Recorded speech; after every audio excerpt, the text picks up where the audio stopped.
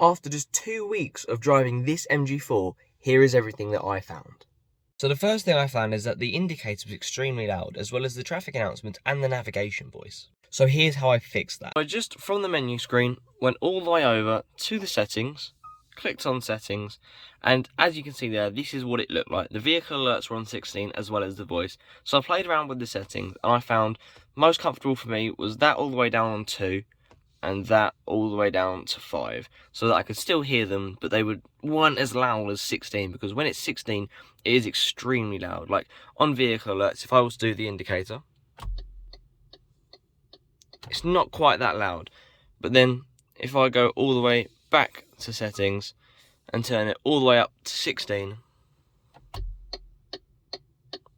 hopefully you can hear just how loud that actually was.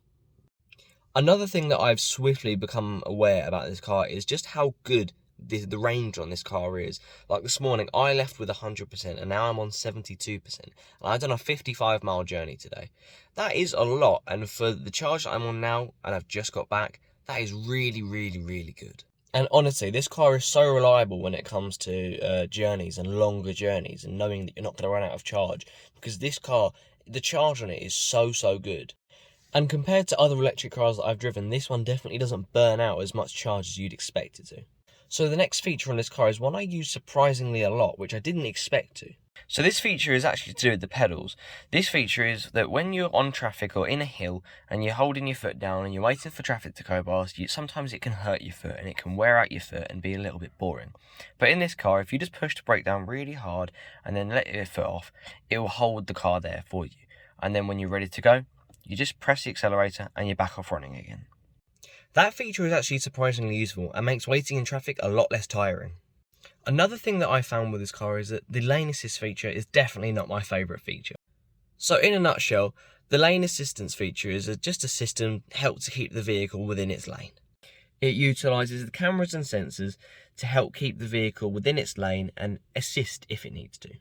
And a lot of the time, in my experience, it grabs the wheel for me sometimes and just moves me over when I don't need to. And I have to fight the wheel to try and stay in my lane. So I get the point of the lane assistance system, but for me, it's just not very helpful and I don't really like it. So this feature in the UK, by law, has to turn on every time you start the car, which does mean that every time you start the car, you do have to manually turn it off. So all you do to turn it off is you go down here. As you can see, lane change assistance is turned on, you click that, lane change assistance, and then you turn it off. Another really lovely thing about this car is that the steering is not heavy at all. It's super light and super easy to drive. Overall, this is a really lovely car. I love everything about it. It's super fun to drive and definitely one of my favourite cars. That's all from me today. I hope you've enjoyed the video. I've enjoyed making it, and I'll catch you in the next one.